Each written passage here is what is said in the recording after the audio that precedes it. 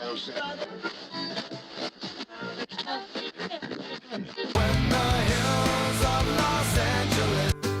Angeles, I'm and most Hollywood nights.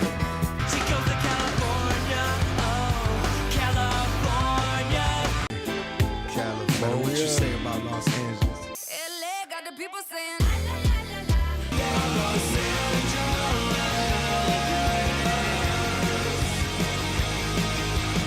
You're listening to Corner of the Galaxy on cornerofthegalaxy.com.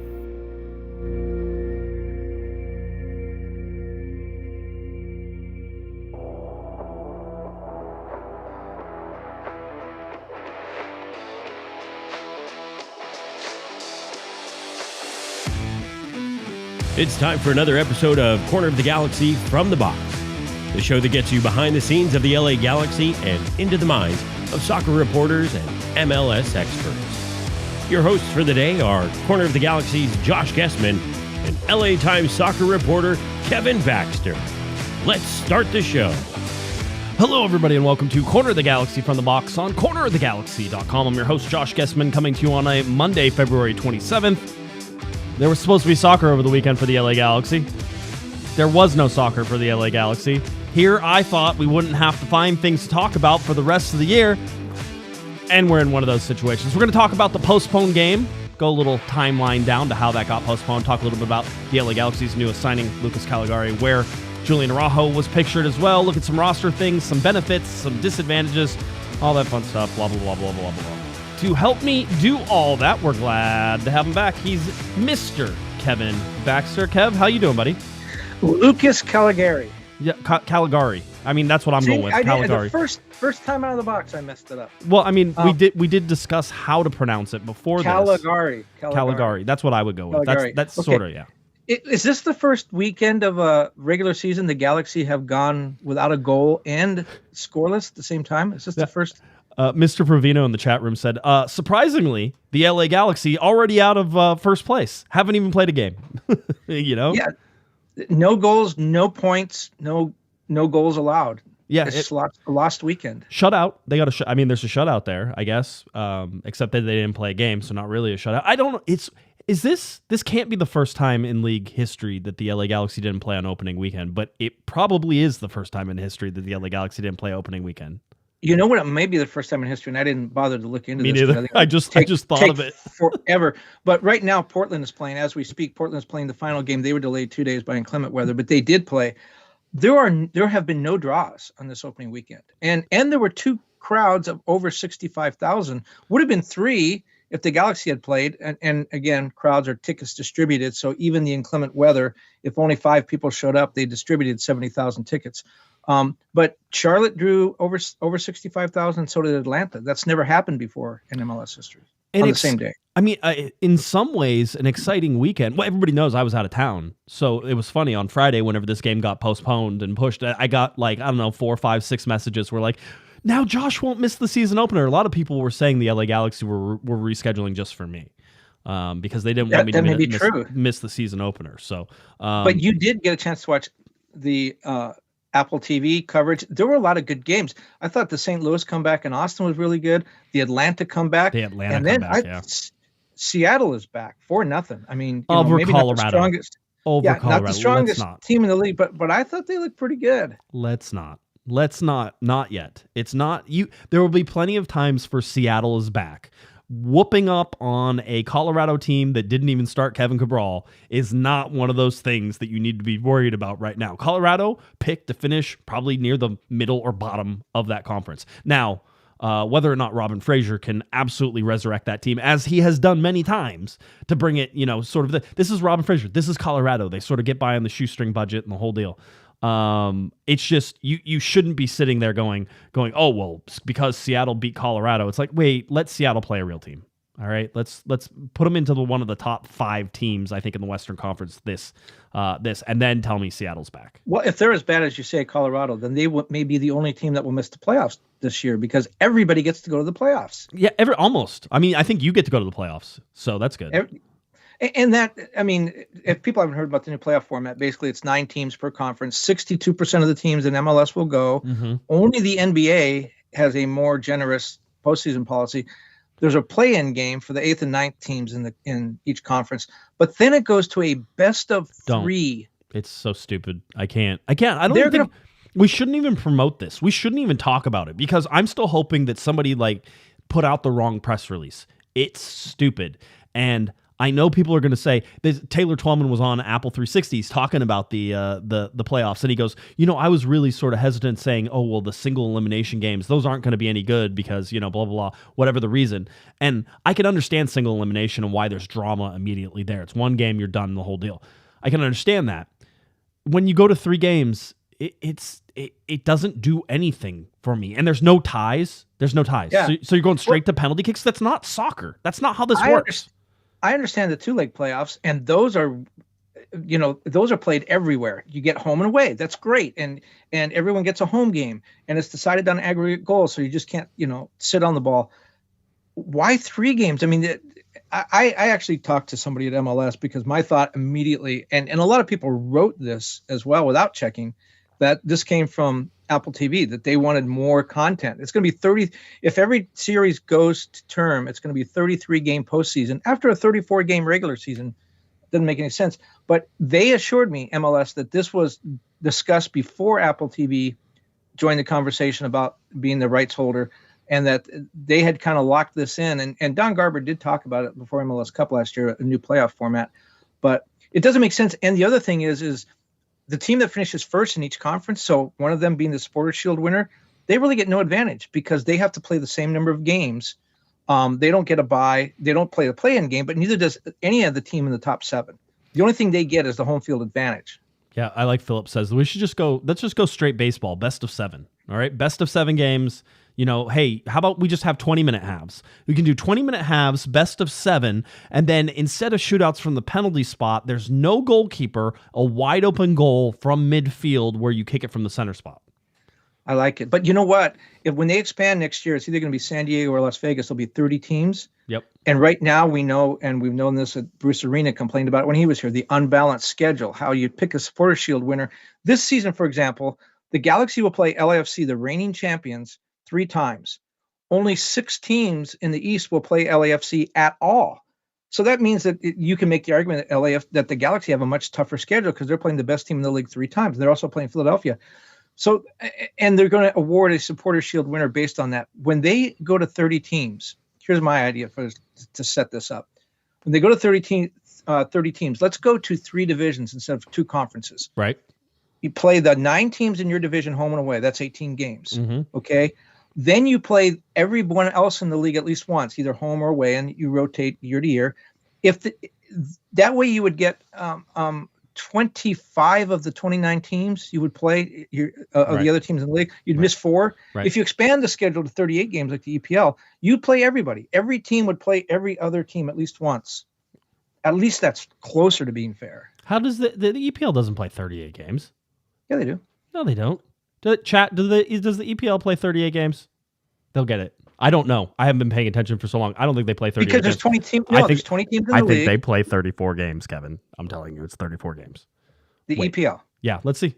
I don't remember. To be honest with you, I want you to know. Here's why I'll tell you, because there's 20 teams in the league, meaning 19 opponents. You play each team home and away. 19 times 2 is 38. Right. Okay, Mr. Provino says you're correct. So this is your one chance to be correct. I mean, everybody's like, yeah, it is. I could have swore it was 34. I do not have time in my life to watch anything else but basically the LA Galaxy. I don't have time to watch the EPL. I don't have time to watch La Liga. I don't have Serie A. I know they exist. I will go to them and look for news and the whole types of things. So it makes sense. Okay, you're correct. You're correct. Do you feel better about yourself now? Should we end the show now? Because that way, that's right. I'm sure you're going to say something else that's wrong, and I will catch it. But for right now, you win. Good job. Well, like we were talking earlier, was it yesterday or today? I don't even remember, when I was asking you about the buyout thing. And your response, the buyout thing, okay, with what are they going to buy Costa? And your response to me was, tell me what else you think, because I know you're wrong. Yes. Yeah. That was your response. It wasn't like, what do you want to know? You said, tell me what else you think, because I know you're wrong. Yes, I want to make sure that we get all the wrong things out of this. Like, we need to, you're wrong, so I want to, now what else do you think is wrong, so that way we can fix that as well. Absolutely. And I did ask you on consecutive days whether there would be a pod, and you asked me if I forgot that I'd already asked you that, and I said apparently, or I wouldn't have asked you again. LA Galaxy now have not played a game. Will go to FC Dallas coming up this weekend, March 4th, an away game for the Galaxy. In fact, 2 away games to start the season. So it'll be against FC Dallas on March 4th. It's a 5:30 p.m. kickoff time. That is, of course, on MLS Season Pass. Everybody remembers that. That's every time now. We don't have to say that anymore. Occasionally, there may be a game that is also played on Fox or Univision, and we will tell you what those are as well. So that way, then if you wanted to watch those on the other. But for the most part, everything's on MLS Season Pass, and you don't have to worry about that. Timeline, Mr. Kevin. So here we are on a Friday. Josh flies off over to the Rocky Mountain State, lands, drives himself to the hotel, does the whole thing. Oh, by the way, pro tip, Kevin. I don't know if everybody who understands this about hotels knows this. You know how like you can check in on the app, right? Like yes. Yeah, don't ever check in on the app. Never check in on the app. Do you know why you don't check in on the app? Well, I know every time I do, I get there and I have to check in again. They don't have any of that information. You have to start all over again. So you don't check in on the app because a lot of times the app will be like, well, your room will be ready at 3, right? Like it's always that, right? Meanwhile, if you just go to the hotel and you say, hey, I wanted to see if I could check in a little bit early, a lot of times they definitely have a room for you. But if you would have checked into this one particular room that wasn't ready, it'll make you wait till 3. So pro tip, don't use the app to check in. Go to the front desk and tell them if you're early, tell them you're checking in early and, that type of thing. Most of the time you can get away with that. All right, so let's talk. So I land there. All of a sudden I get a telephone call from you, right? And you're like, hey, they're thinking about canceling this game, right? Or postponing this game. And I'm like, oh yeah. And what had you heard at that point? Well, I had actually gotten a call from the league saying that the game would be postponed and it would be announced later. And I was like, what? Why? I mean, what's the reasoning? And what they told me, some of it made sense. Some of it didn't make a lot of sense. They said they were very concerned about reports or forecasts of thunder and lightning, especially the lightning, and that if there was lightning strike within 8 miles of the stadium, there would be a shelter-in-place order. Right. And there is no place for 80,000 people to shelter in place at the Rose Bowl. That means everybody would have to leave the stadium, go to their cars. If they had cars there, they would have to slog through the park to the golf course. If they had cars there, a lot of people are taking public transportation. Right. They would have no place to shelter in place. And then even if all that worked out, then they'd have to let these people back in the stadium through the gates, through the metal detectors. Again, it was just a logistical nightmare. So that was the big reason that they called it. I think in retrospect, looking at pictures, Sunday was beautiful. They could have played Sunday, but as you pointed out, one of the big problems really was the parking at the golf course. And that would not have worked Sunday. The golf course was still inundated. So even though it was nice and sunny and somewhat warmer and there were no rain, there would have been no place to park cars for 80,000 people. I saw a video. I was trying to find the video that I saw. There was somebody who was outside the Rose Bowl on Friday taking video, and the place was already flooded. It's down in the Arroyo there. It's down in like a little valley, right? And all the water sort of comes down towards the Rose Bowl. If you've been there, there's hills on all the other side. And I think it tries to go out past the golf course, right? Because if you go out past the golf course, it eventually falls down into a drainage culvert or a river or whatever's on that side of things. So everything wants to sweep down and through that way. Not the best place to be whenever it's coming down in buckets. So no, there was danger of flooding. But then the other thing was, it made me think that obviously, the Galaxy and MLS, pretty smart people, they saw the weather forecast like the rest of us. They knew that this was a possibility. And that afternoon, I called the CEO at the Rose Bowl and said, what are the possibility of rescheduling this? Because the Rose Bowl is in a unique situation. Neighbors around the Rose Bowl have in the past required the city and the Rose Bowl to get permission for a certain number of events. So you just can't hold an event any day. You have to get permission from the homeowners association, all that. And at least that was the rule in the past. I don't know if that's still in place. But in any case, when I talked to this guy, he said, this is like a Rubik's Cube trying to put this together. We have our schedule of events we already have in place in the Rose Bowl, including UCLA football. The Galaxy have their schedule, which is very tight this year with Leagues Cup and everything else. LAFC has their schedule even tighter because they have CONCACAF Champions League and Campeones Cup. They're in a makeup game into this crowded schedule because essentially they got 1 week has been taken off of their schedule. They had as many as 50 games in 42 weeks. Now it's 50 games in 41. Right. So, but the schedule, obviously the Galaxy were in charge of that. It was their home game. So they got they got first dibs on the rescheduling, but I think it worked out really well for the Galaxy. Now 70,000 people have to change their schedules. I talked to some people that were telling me, I'm at the airport in Chicago. I'm on my way to LA. Should I get on the plane? And it's like, no. Yeah, I mean, we actually had a couple people. One of our listeners says, "Listen to your 2-hour show." By the way, Hammer had a great line: "2 hours of my life I'm never getting back." Right? It was one of those. We do a 2-hour show, and of course, it means nothing. But Memo wrote in and said, "Listen to your 2-hour show before I boarded the plane from Portland for the first El Tráfico of the year. My wife and I got a dog sitter and a babysitter for the weekend getaway. Currently in the air, wondering what the heck am I supposed to do." So yeah, that was a problem one. Here's the thing. And you know, I think you went over some of the benefits of the thing. I'll tell you right now, I think the LA Galaxy are at a disadvantage heading into Dallas. Dallas already had a home game. They lost, but they already got to shake off the cobwebs a little bit and, you know, shake out, stretch it out, and feel good about it. Now the Galaxy go against a Western Conference opponent that has played a game and they haven't. Galaxy will have to do that on the road, sort of shake off the cobwebs there. And the Galaxy probably hasn't even had a good training session in 4 or 5 days. I know Angel City, the women's team, they're in Miami now. They saw the weather forecast. They saw the rain last week, tried to train in it, saw the weather forecast, and they said, screw it. They got on the plane, went to Miami. Yeah. And the Galaxy stayed here because they thought they might have a game, but I bet you they haven't had a good training session in at least 5 days. Yeah, I mean, maybe not. Maybe they went out onto the, you know, they have the turf fields, right, that they're out on. That's usually what they practice on whenever it's this raining, you know, that type of thing. But, you know, again, you had the Galaxy and you had them all sort of, you know, ready to go. And then all of a sudden now you have to back that back down. So they were finally ready to get everything, you know, sort of shaken loose. I do agree with you, though, in terms of the advantages, right? And about possibly getting Chicharito back. I mean, there's always going to be something else, right? Like it could be somebody else gets injured before the July 4th game, that type of thing. You know, having a more complete roster by July 4th is almost a certainty.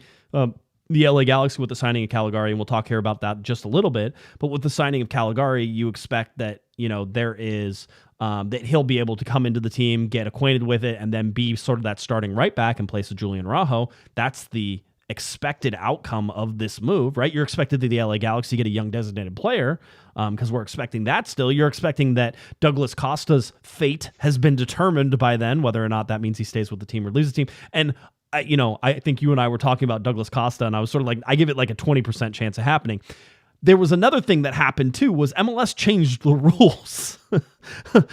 This one went right under the radar. They can buy him out anytime up until the roster is set for the playoffs. Even after that, if they don't care about the playoffs, they can buy Douglas Costa out anytime. Yeah, and realistically for the Galaxy, they would have to do that. Normally the rule was you had to do it preseason. You couldn't do it once the season started. So which is why there was that drama around Giovanni Dos Santos, right? And Zlatan, if you remember. And so we were all sort of waiting and anticipating and wondering. And I'm sure all the coaches and players and all the executives knew this rule had changed, right? Because it's not like the league doesn't let them know well ahead of what is going on with us. Although, you know, they didn't tell them about the playoff structure, but you know, they did finally release that, how it was going to go. But with that change, there was no longer a pressing need to move Douglas Costa immediately. In fact, you can let it play out a little bit more in case. Realistically, what could happen is the LA Galaxy sign a young designated player in the next 2 to 3 weeks, right?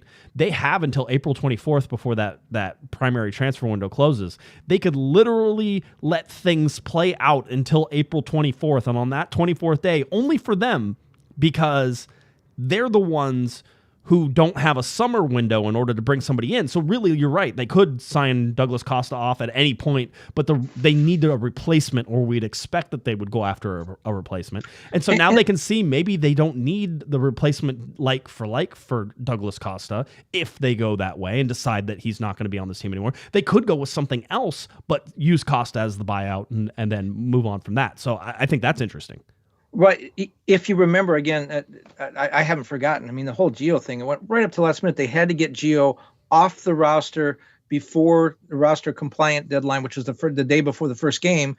They had to get him off the roster so they could create room for Zlatan. So it was looking like either we start the Galaxy start the season with Gio and Zlatan goes away because there's no mechanism to do that after you set your roster compliance. Right. And so that rule has changed. But the interesting thing about it is the Galaxy Costa made $4.5 million guaranteed last year.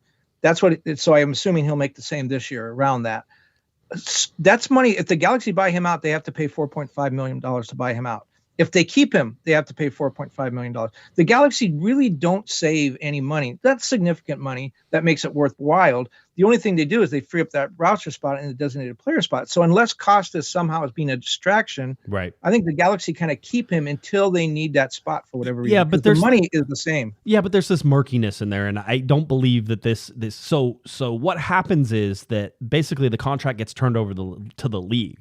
Right. And so the LA Galaxy are on hook for paying that player. But it's my understanding once that player gets sold, like Giovanni Dos Santos eventually, got transferred out and got sold, that money then comes back to the league. And I would guess that the Galaxy aren't out, however, $6 million or whatever it was for Giovanni Dos Santos. I imagine they're out whatever the difference was between those things, and they sort of But paid there's no it off. guarantee. Right. If no one wants him. Yeah, if no one wants him, I mean, the Galaxy have to budget for that. They have to assume they're going to pay $4.5 million. And again, let me be clear. I put this moving Costa thing at like 20%, but the fact that you didn't see him, and it would have been nice to see whether he played at all, whether he dressed, to give us an idea of what direction the LA Galaxy were going. But with his, I think he had a calf injury, and then you had Chicharito with the hamstring injuries, and just these things that were sort of piling up. Now they get another week.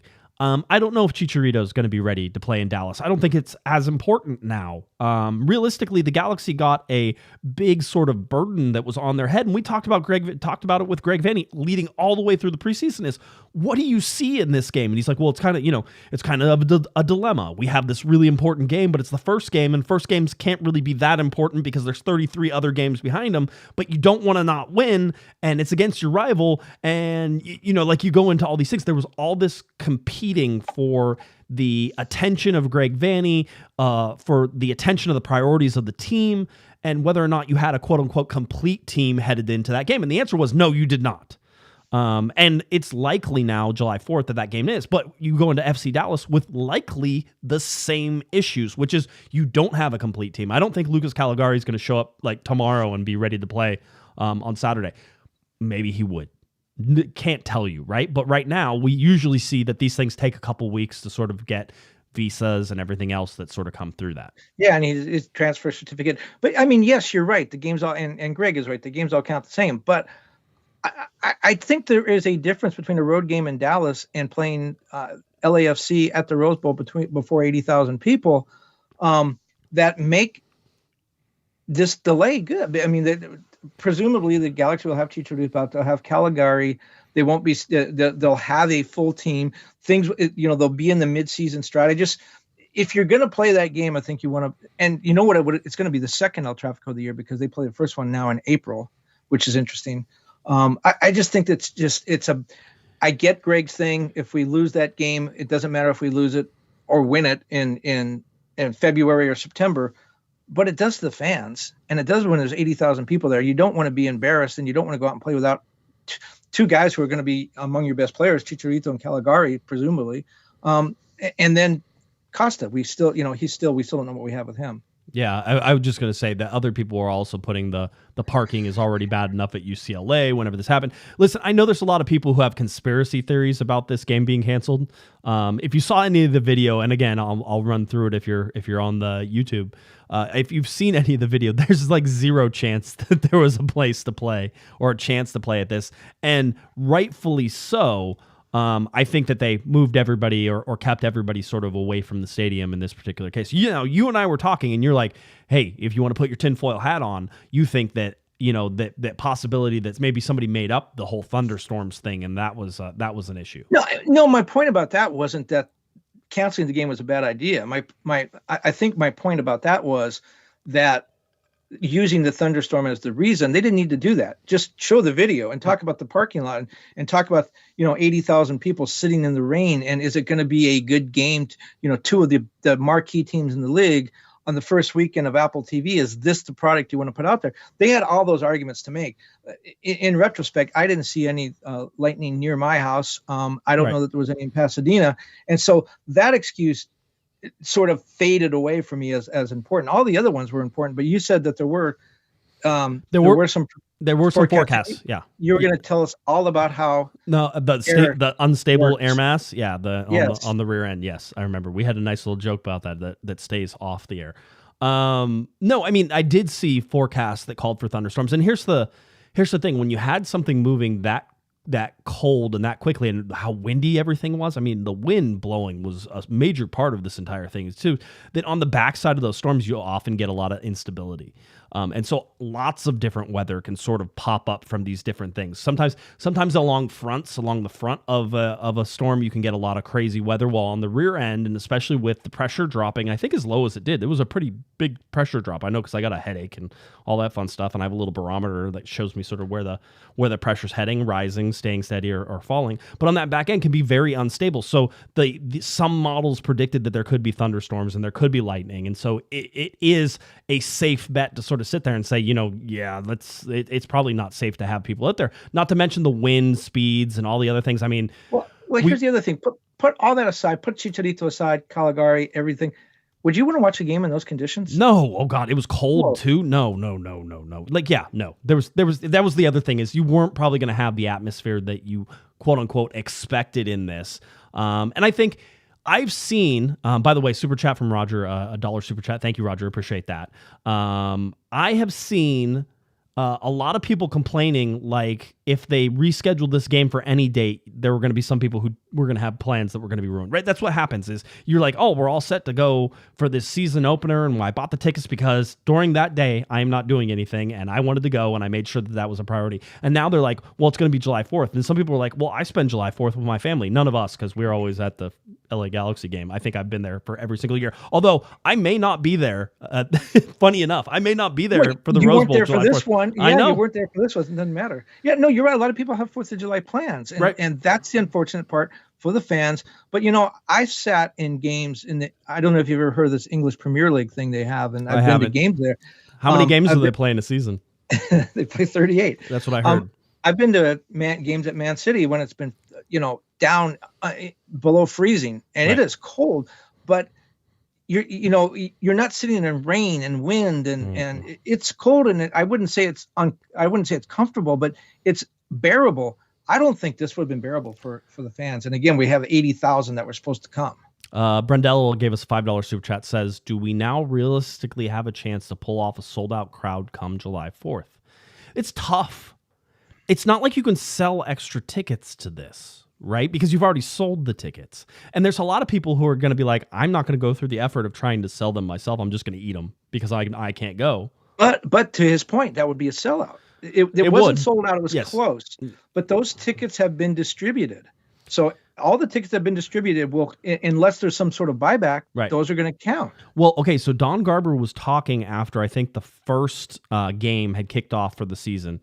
And he talked, and they did a quick interview with him on the Apple TV stuff and doing all that. And he said, we could have had X number of people at this one. And he goes, and LA had, a crowd of 63,000 plus. I'm like, does he know something about the numbers that was more accurate than some of, because we saw 70,000, 80,000 repeatedly, yeah. Right? The whole deal. But Don was under all those. So whenever I saw that, I was like, I wonder if that was the real number. And they were just, sometimes you get a little hypey on stuff where you're like, oh, you better be there. It's going to be a sellout. It's going to be a sellout. And you create the sellout by telling everybody it's going to be a sellout. I wonder what would sort of happen with that. And I did not see an announcement. Maybe I read over it, but I didn't see the announcement that there would be fireworks after the game. But I am assuming that yes, there are going to be fireworks. Yeah, there's fireworks and the whole deal. I mean, here's the other thing though,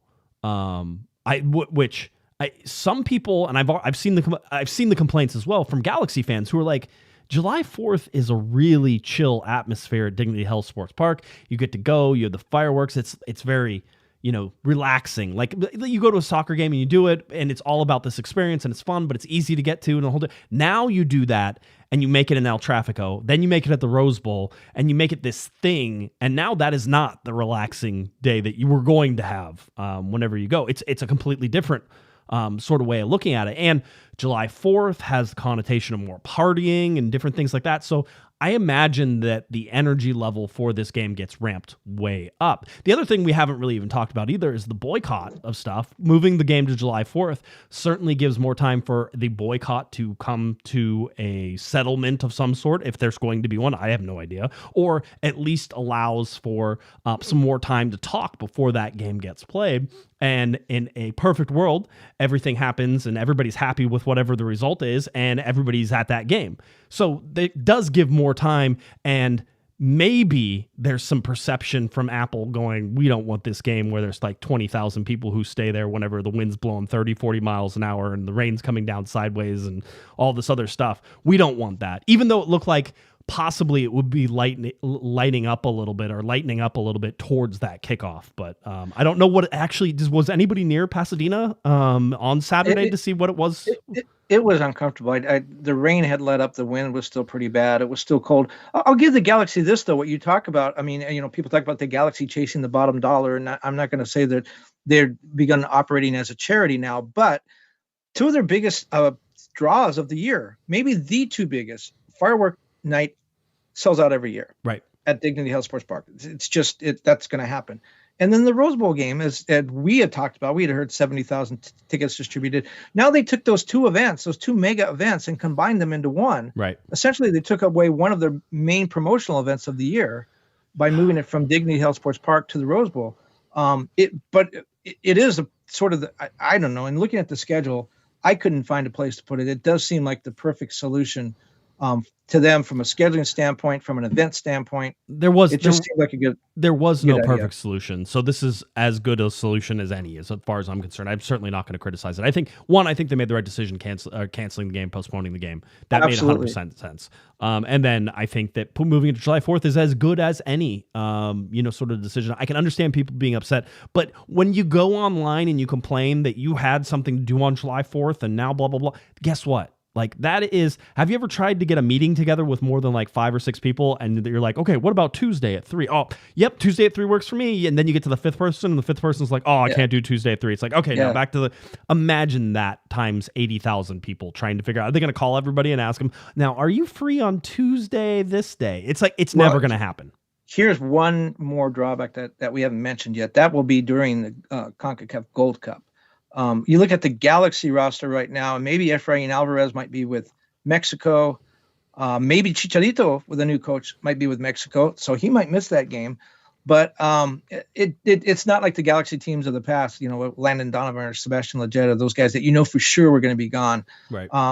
And LAFC on their side, I'm thinking Kellen Costa will be gone. They could lose a few players on their side, although by that point in the tournament they'll be in the knockout stage, so anyone that might be playing for El Salvador, Honduras, whatever, they're probably back with the club by then. Well, I mean, again, it'll be it's very interesting timing trying to trace this and track that. That's something we'll keep an eye on as we get closer. The big news, of course, today was the official signing of here this is a good one, 21-year-old Lucas Calegari. Now, did you know it's his birthday today?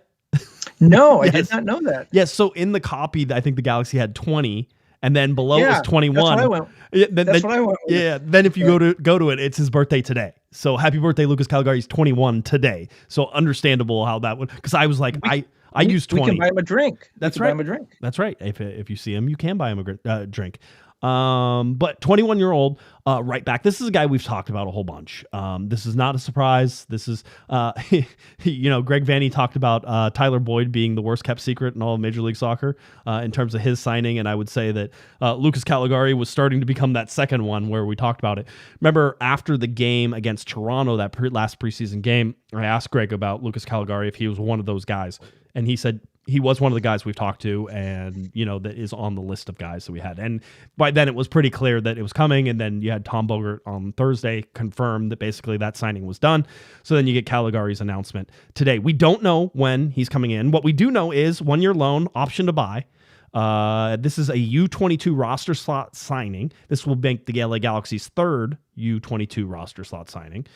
So that now leaves them with all 3 of their U22s, and with an open designated player spot, they can have 3, or they can get a young DP and keep 3 U22s. If they were to go with a different sort of style, let's say they were going to go out and get Isco, right? Because his name constantly gets pulled into all these things. If they're going to go get Isco right now and pop him into that open designated player spot, they would need to get rid of 2 of their U22s by converting them to some other means. Maybe a TAM player, maybe they would have to be something else. You'd have to look and see what categories they could fall into. That seems unlikely, and it seems that Greg Vanney has spoken about getting a young DP, has spoken about using a U22 spot, who likes the youth fun spots, as we like to call them. Well, let's back back up a little bit with all that stuff you just talked about. So if they have 2 DPs and they sign a third, then that affects the U22s. But if they buy out Costa and Isco goes in that spot, everything is copacetic, correct? Correct. Yeah, because you'd still have two, what we call, we make a distinction between senior DPs and young designated players. Just understand that if you go in the rule book, there's no such thing as a senior DP, just a designated player and a young designated player. But I feel like it makes more sense to call one a senior DP, which is like an older player, which is over basically, I think 23 is the cutoff. So 24 and older for the young designated players. They fall into that category of the designated player, not the young designated player. So that's where the idea of buying out Costa and spending the $4.5 million might come into play. Yeah, it could. And you can watch this again. The Galaxy could get all 3 DPs and still keep their U22 players, but like shift them around. So that way Joveljic becomes a TAM player, or we always talked about Puig possibly being the young DP. You could promote him to a young DP and then get a max TAM player as well. So you could sort of shuffle things around in different ways. And there's a lot of different flexibility, I think, that they're trying to give the coaches to be able to shift those pieces around. My head hurts. Yeah, I know. It's a lot. So anyway, so if we look at the roster now, this is what I have as the LA Galaxy roster. It's not perfect. I'm still going through some things in terms of the contracts and all that, but I think I got most of the stuff on here. I have the LA Galaxy right now at 26 total players. They have 8 of 8 international slots filled. So they don't need, this is with Caligari on the roster. So they had the availability to bring him in. They have done that. So now they have 8 of 8 international roster spots filled, which means if they're going to bring in another international, Kevin, they're going to have to find another designated player spot. Like they could buy excuse out, me. They need another international spot. Yeah. They could buy out a guy like Costa, for example. And that would, of course, keep them at 8 and bring another guy in for his place. But I would imagine they're going to get a young designated player. So I imagine the Galaxy will have to go out and buy that international slot to bring in a young DP.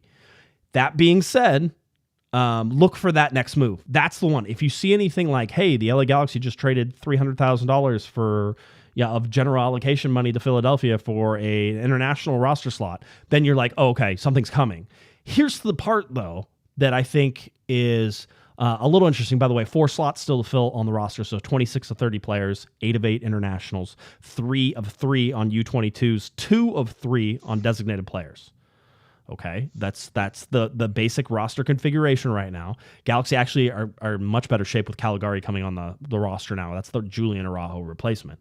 So that's what the one thing that sort of keeps sitting in the back of my mind, though, Kevin, is I don't know that they've gone and even realistically put their hands on the young designated player spot that like the person who's going to fit that yet. And the reason I say that is anytime they reach out to somebody and it starts to get serious, we hear about it. Right? It's not like we have great sources. It's literally, as Kevin, you always says, well, the player has a girlfriend or the player has a mom or the player has a brother. And next thing you know, that player, we've heard about it through the grapevine. There's rumors that build towards it. There's international press who cover teams and, sit at the front door and watch, executives walk in and out. They get whiffs of it. And the fact that we haven't heard that either means the LA Galaxy have the best kept secret in maybe years. That we have no idea. Yeah, and overall, that is unlikely. It's unlikely for any team to be able to keep it that quiet for that long, or they haven't found that guy yet. And maybe they're waiting to see what they need, right? Because they're sort of in a spot now where we still think, and I'm of the opinion that you need a winger. You need a young designated player who's going to be a winger for you. Maybe they're going to wait because they got Tyler Boyd, because they got Memo Rodriguez, because they got Douglas Costa, because they got Efrain Alvarez. I mean, granted, I think one of those guys is a true winger in Tyler Boyd, and the rest can just sort of play that position and cut on the inside. It still seems likely to me that it's a winger, but maybe they're willing to sit through the first 4, 5, 6, 7, 8 games up until that April 24th mark before they decide and pull the trigger on that young designated player, and that's why we haven't heard any rumors about it yet. That's a dangerous game to play, though, because then you're going up against the deadline. We saw what happened with Barcelona and Julian Araujo when they played that deadline game. And there's no fallback for the at least Barcelona had the summer window. Galaxy don't have anything until next year. Yeah, it's a significant gamble. I mean, we do expect that if the league institutes the intra-league transfers, that the LA Galaxy will be an active participant in the summer of those, right? Which basically means within the league. That has never been anything that has been allowed to happen. You're allowed to trade players for different things, but never just straight up cash, right? And that's what they're trying to institute within MLS, possibly this summer. It's going to be interesting to see how that plays out, because with so many teams making the playoffs, I mean, we see in other sports, once a team is out of the playoff race, they start trying to cut their losses and move players around, guys who are almost out of contract, guys that they're not interested in re-signing, maybe guys with big contracts. In MLS, with everybody in the playoffs, I mean, you're going to be looking at, I don't know, maybe Colorado makes Kevin Cabral available. The Galaxy take him back. They're already paying half his salary. What else? Why not? By the way, on that roster that you put together, do you have the salary? I do not, because we have like some unknowns. I don't know how much Tyler Boyd is making. I don't know how much Lucas Calegari is. I don't know how much Oriol Rosell is making, although I think he was at $455 last year for Kansas City, and I would expect that probably comes down a little bit. So I'm guessing he's like $325 for sort of a backup. And what's the Boyd situation? He's not a DP, obviously. He's not a TAM player? No, it didn't even say that he was a TAM player. Yeah.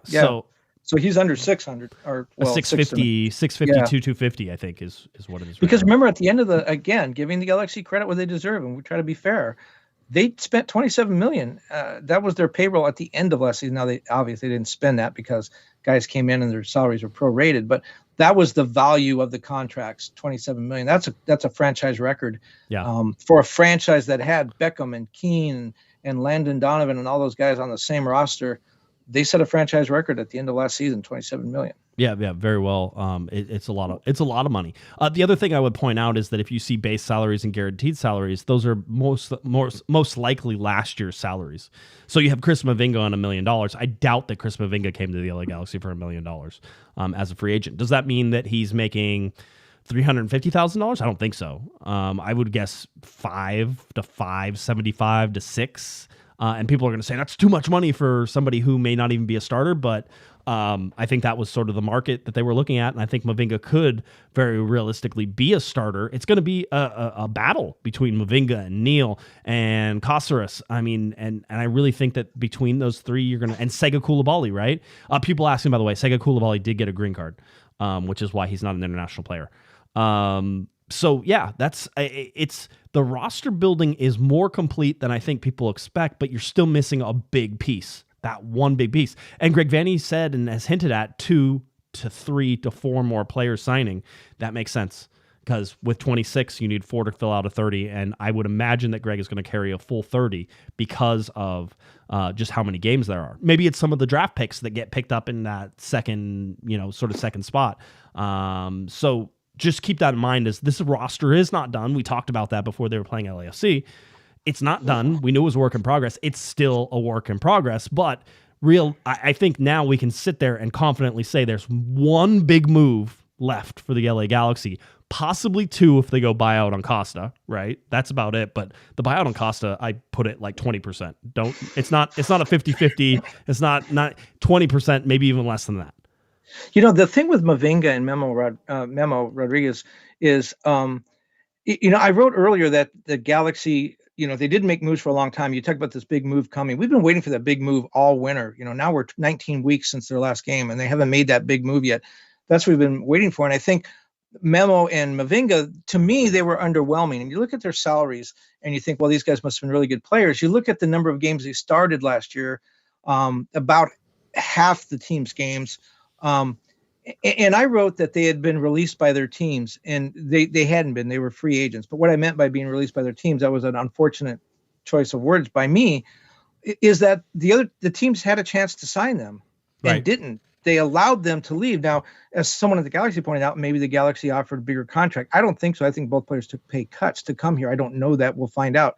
But my point was, when a team has a player, they know him better than anybody. And if they're not using him every game, and then they don't re-sign him, my radar goes up and says, did he just not fit in? That's possible. He didn't fit in, or do they know something about him that they went somewhere else and got an upgrade? And so that's why I think those two guys were underwhelming signings for me. Now, I'd love to be proved wrong. I'd like to see them go. I mean, Memo had a great spring or preseason, whatever. Yeah, we're still in winter. Yeah. Yeah, I'm looking outside and I see that. But prove me wrong. I mean, that would be awesome if he goes out and does that. But that was my intent in saying that, is that no, they weren't released by their team. They left as free agents, but the teams didn't make an effort to re-sign them. So what do they know that the Galaxy don't know? I wanted to bring up anything. Yeah. No, go ahead. No, that's it. That's okay. it. Okay. I wanted to bring up Alex Ruiz, and he pulled up the heat map of Lucas Calegari just to give you an idea of where he's going, where he's playing. Played some left back, played some right back. You'll notice his work rates in that sort of center part of that field, right? And as a defender, especially a right-sided defender, you're going to be sort of 30 yards on either side of the midfield line. That makes sense in terms of where you're going to get the most of your touches. The only thing I would say is that this particular heat map doesn't show Caligari getting as deep as Julian Araujo did, getting towards that end line as much as Julian Araujo did. I wouldn't be surprised if Greg Vanny works on that with him, because Greg likes to see that penetration from those outside backs to get towards the end line. Sometimes, not all the time, right? But putting good crosses from those end lines. And so I think with Caligari's speed, and Larry Morgan sent me a text message to say that he didn't realize that Caligari was only 5'7". Mr. How tall is Larry? Like 6'3"? Yeah, I think he's 11 feet tall. It feels that way whenever you stand next to him. But yeah, Larry has no pity for anybody who's smaller than him, basically. Yeah, and so he's like, yeah. Larry was like, well, that Caligari kid better be fast, because at 5'7", I think Brugman is Gaston Brugman is like 5'7", 5'8". Well, I mean, he's going to tower over Ricky Puig. So there's that. When you look at that heat map, though, we don't know who was playing. Well, we can find out, but we don't know in those games who was playing in front of him and what style they played. Maybe that was what his coach wanted him to do. Well, and you have the Brazilian connection as well, right? Because if Douglas Costa is playing on the right side where you expect him to, right, then he is there with Caligari. So you have the Brazilian connection on the right-hand side. Was that on purpose? Or was Caligari really the guy who they wanted, regardless of who was going to play in that midfield sort of section? Do they do that knowing that those two would have maybe a similar view of the game? If you're Brazilian, sometimes you have a similar view of the game and how it sort of plays out. I just think that that's an interesting little tidbit to watch those two play on the right side, assuming Costa stays and that he's healthy and all that fun stuff. Or bringing in a young designated player. Who knows where that kid comes from? But, will he be on the right-hand side? Because right now I think Boyd might be a left-sided midfielder, but Boyd can play either side, so you get to choose for your young designated player if you want that winger. Chat room talking and saying Galaxy need a scorer, Kevin, and I think they're correct. And I would hope that whatever winger they get is that guy who can provide them, in the 8 to 10 goal range from sort of that outside, and maybe a handful of assists as well, 4, 5, 6. So give me 8 and 8. Sounds like a great number. I think you take that all day long. That's 16 goals basically coming out of a winger. So that sounds. I feel like that's sort of what the target should be, is a guy who gets you goals and assists. That sounds easy, right? You just get a guy who gets you goals and assists, Kevin. That's what everybody should do. But it's also more important this year than ever, I think, right now. I mean, the last 2 seasons, Chicharito over a third of the team's goals, and he's already injured. And we know what happened in the COVID year. Now, COVID was part of that, but he was in and out all year. The next year, he had a long injury spell. I think be realistic. You got to look at that and say the guy's going to be 35 this season. He's the majority of our offense, and he's already hobbled heading into the season. If we're going to make a move, it'd be nice to make a move for a guy that's going to put the ball in the net, because we may not have our top scorer on the field a lot. Well, that, and you're also trying to replace Julian Araujo, who had, I think, 9 assists on the season. And so you need that assist guy as well. So there's all these things. Caligari should come in and help fill that, but you're not going to, it's Moneyball. Right? It's Moneyball. If you have a guy who gave you 9 assists, then you need to find 2 guys that give you that and add up to 9 assists. That way you could still have the 9 assists or more than that, right? So you got to find a guy that has 4.5 assists. I want to see that. Yeah, that's what you need. Well, in MLS, you call those second assists. Just call it a half. Hockey assist. Yep, that's absolutely it. Speaking of the Julian Araujo replacement, and we'll sort of wrap up the show here. Julian Araujo pictured training with the first team in Barcelona. Everybody was trying to make a big deal about this. As of right now, I don't know that we've seen the Court of Arbitration for Sport come back and say that Julian Araujo can be registered in La Liga. I'm guessing that that's not going to go his way, and he'll end up training a whole bunch. So Julian Araujo training with Barcelona's A team, the top team there, is definitely a way to say, hey, Julian Araujo, you're here. We're glad you're here. Go out and train with the first team, because you can't play with them right now anyway. So get welcome to Barcelona, right? Welcome to Barcelona. This is the level that we expect you to be in. And quite honestly, if you look at preseasons and how a lot of things go, it is about some of those players who they get, on the lower side that come up and train with that senior team, so that way they know what to expect as they're going. Because Julian Araujo is going to need a lot of motivation to get through until the summer, because he's not going to be able to play any games.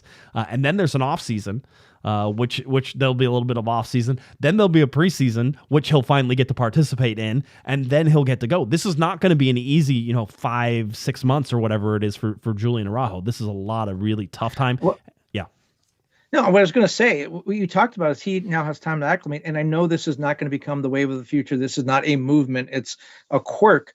But in talking to baseball players, when I was a baseball writer, they talked about how when you get traded midseason, there are things you need to worry about, like, do they have the right color spikes because they have a different color uniform? How about my glove?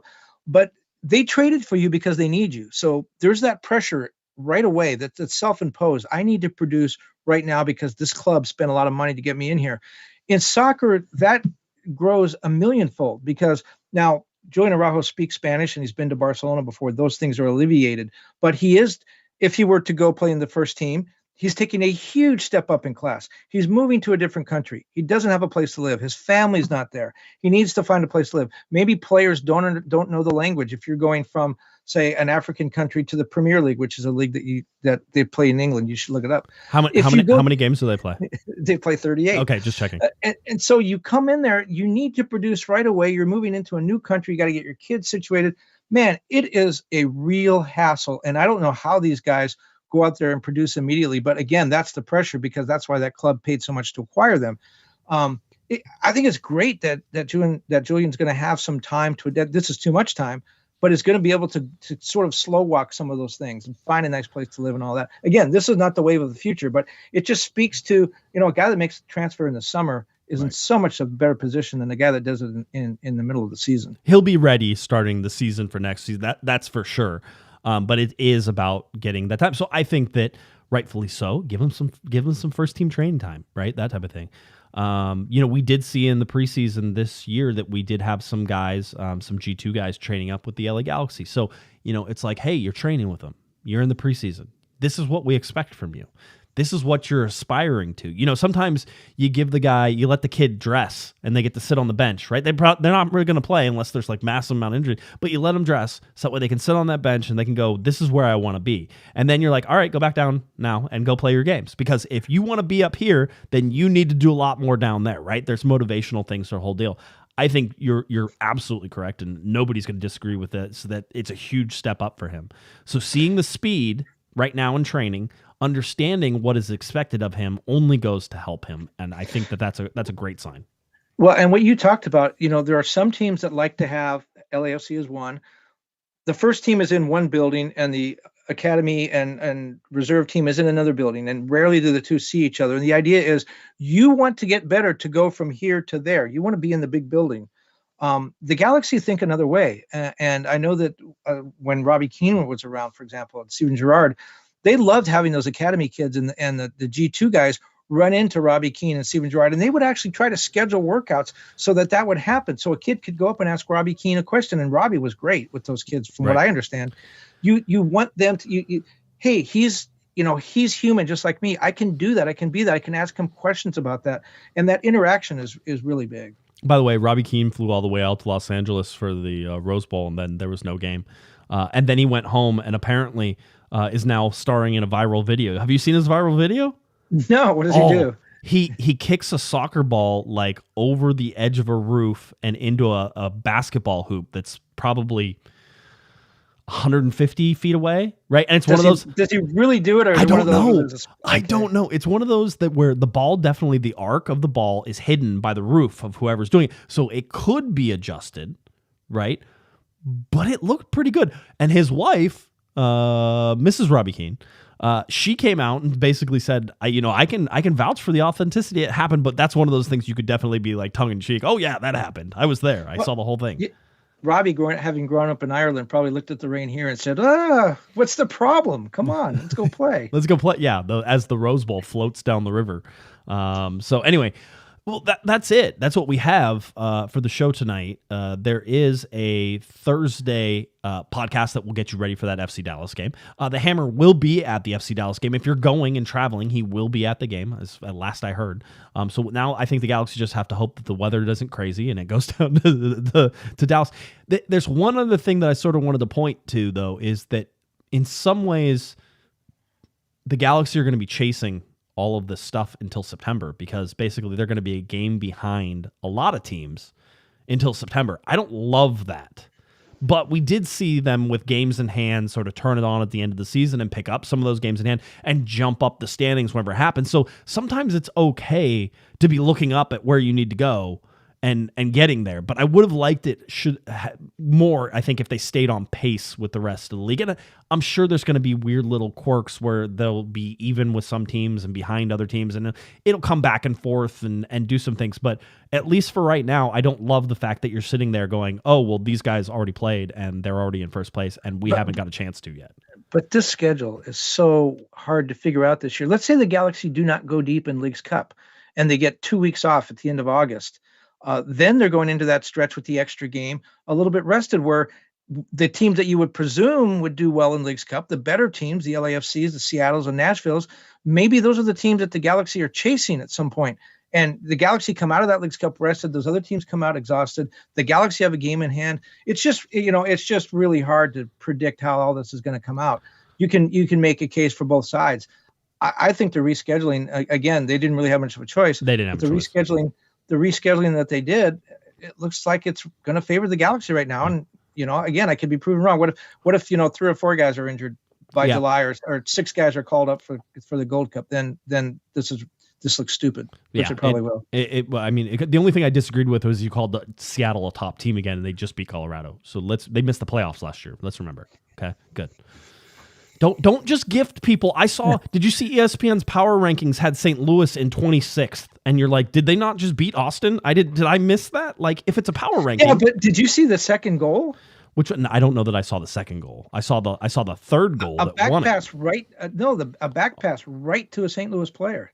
Ridiculous. Apple TV, I think Apple TV has something on that MLS 360. I know there's lots of people who are complaining about different little things. I so enjoyed that. I so enjoyed it so much. And I even liked the guests. I don't want it to be intense where I'm like, I have to watch constantly. I was able to do other things, and then they would be like, oh, and we got a goal in the Atlanta game. And I'm like, turn over, watch it. Cool. That was nice. Whole deal. And then you look over on the side and you see the scores and stuff. I think they could do some stuff to interface a little bit better. But I'm a big fan. I was all in Apple TV in terms of knowing that it's all in one place. And I was not disappointed this weekend with that sort of thing happening. I know there's people who disagree. I don't really care. Work in progress as far as I'm concerned. And that was a great initial effort. You didn't even talk about the best feature. Which was? On your phone, you can look up goals. You can just like shift through the game and find the goals. Yeah, just drag it and watch the score change, then go back and be like, let's watch that one. Okay, cool. I think there were some people who said that the highlights aren't being posted to YouTube right now, which is a huge mistake, Major League Soccer. So fix that. You need to have highlights on YouTube because that's where people go to look for highlights of games. So they need to be there. But that may be an Apple TV thing. They can't. They can't. If they did that, they would isolate way too many people. It is important that you still are, that if you're in England and you don't have Apple TV, that you can go and be like, how did this team, oh man, I should watch that game. That looked like a really good game. I should probably get Apple TV. Like it's an advertisement for Apple TV. They need to do it. All right. We're good. We good? That's it? Yeah. Man, I know. I got dressed for this. Yeah, I can't believe it either. We showed up. I was finally convinced that we wouldn't have to like make up topics in order to talk about. Now we had to do it again for a week, and I'm just like, can we go to just watching games, please? Just games. I just want to watch games. So Dallas coming up on Saturday. LA Galaxy at FC Dallas Toyota Stadium, March 4th, 2023. That's a 5:30 p.m. Pacific time kickoff. MLS Season Pass is where you can find that. All right. Let's see. I think I'm good. Yep. Check. Box. Good. If you're looking for Mr. Kevin Baxter on Twitter, it's at KBaxter11. Head on over to latimes.com for all of Kevin's wonderful writings. Their last newsletter is being put out today. So the last newsletter, remember that. Or it'll be out tomorrow, so make sure you check that. All right. If you're looking for me on Twitter, at Guesman, at Galaxy Podcast, cornerofthegalaxy.com is where you can find all of our videos, all that fun stuff. We appreciate your support. Maybe there'll be soccer this weekend. You can watch the LA Galaxy play. Who knows? I'm not gonna guarantee anything at this point. For Mr. Kevin the Panda Baxter, I'm Josh, Pato Guesman. You've been listening. You've been watching to Corner of the Galaxy from the Box on cornerofthegalaxy.com. Have a great one, everybody. You've been listening to the Corner of the Galaxy podcast on cornerofthegalaxy.com. You can follow the show on Twitter and Instagram at Galaxy Podcast. And be sure to check out and subscribe to iTunes, Stitcher, and Facebook by searching for Corner of the Galaxy. Fans, we thank you for listening, and we ask that you be kind and courteous to your neighbors as you leave the podcast. We thank you for joining us and look forward to seeing you again. Until then, I'm Michael Araujo, and on behalf of the entire Corner of the Galaxy crew, goodbye, everybody.